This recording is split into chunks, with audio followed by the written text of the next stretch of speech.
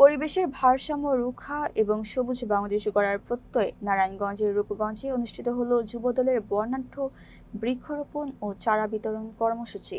সোমবার তারেক রহমানের ঘোষিত ৫ বছরে ২৫ কোটি বৃক্ষরোপণ কর্মসূচির অংশ হিসেবে কাঞ্চন পৌরসভায় এই উদ্যোগ নেওয়া হয়। নারায়ণগঞ্জ ১ আসনের সংসদ সদস্য মোস্তাফিজুর রহমান ভূঁইয়ার নির্দেশে কাঞ্চন পৌর যুবদল এই অনুষ্ঠানের আয়োজন করে। এতে প্রধান অতিথি ছিলেন কাঞ্চন পৌরসভার মেয়র পদপ্রার্থী সানাউল্লাহ মান্নান সানি। তিনি বর্তমান ও ভবিষ্যৎ প্রজন্মের জন্য বাসযোগ্য পরিবেশ নিশ্চিত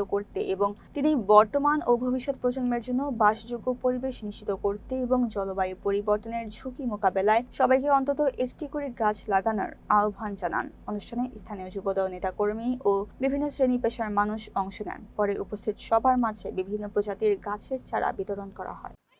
প্রিয় উপস্থিতি, আপনারা জানেন বাংলাদেশ সরকারের মাননীয় প্রধানমন্ত্রী জনাব তারেক রহমান ঘোষিত ১ বছরে ৫ কোটি বৃক্ষরোপণ অর্থাৎ ৫ বছরে ২৫ কোটি বৃক্ষরোপণ করার যে কর্মপরিকল্পনা উনি নিয়েছেন, তারই ধারাবাহিকতায় আমাদের নারায়ণগঞ্জ ১ রূপগঞ্জ আসনের সাংসদ জননেতা জনাব মোস্তাফিজুর রহমান দীপু ভাইয়ের দিক নির্দেশনায় কাঞ্চন পৌরসভা যুবদলের পক্ষ থেকে আমরা বৃক্ষরোপণ এবং বৃক্ষ বিতরণের যে কর্মসূচি নিয়েছি, তারই অংশ হিসাবে আজকে সাত্তার জুট মিল আদর্শ উচ্চ বিদ্যালয়ে আমরা ছাত্রছাত্রীদের মধ্যে এবং এলাকাবাসীর মধ্যে আমরা বৃক্ষরোপণ এবং বিতরণ করছি।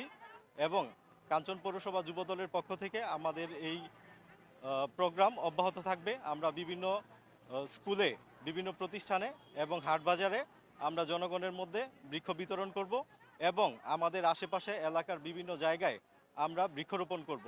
ইনশাল্লাহ আমরা সবাই যদি হাত বাড়িয়ে দেই, আমরা সবাই যদি বৃক্ষরোপণ এবং বিতরণে এগিয়ে আসি, অবশ্যই আমরা প্রধানমন্ত্রী ঘোষিত এবং নির্বাচনী ইশতেহারে যে ঘোষণা ছিল আমরা ১ বছরে ৫ কোটি অর্থাৎ ৫ বছরে ২৫ কোটি বৃক্ষরোপণ করব।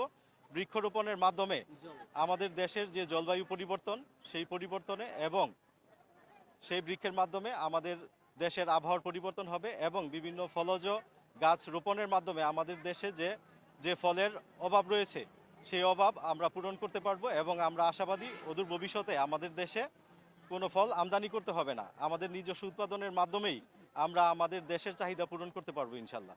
এবং আমরা আমাদের যে প্রোগ্রাম আছে, এই প্রোগ্রামটি আমরা চালিয়ে নিব এবং আমাদের টার্গেট আছে কাঞ্চন পৌরসভা যুবদলের পক্ষ থেকে আমরা বিভিন্ন প্রতিষ্ঠানে ৫,০০০-এর মতো বৃক্ষরোপণ এবং বিতরণ করব এবং আমরা আশাবাদী এটা সুফল অবশ্যই আমাদের কাঞ্চন পৌরবাসী অবশ্যই এটা পাবে। ধন্যবাদ।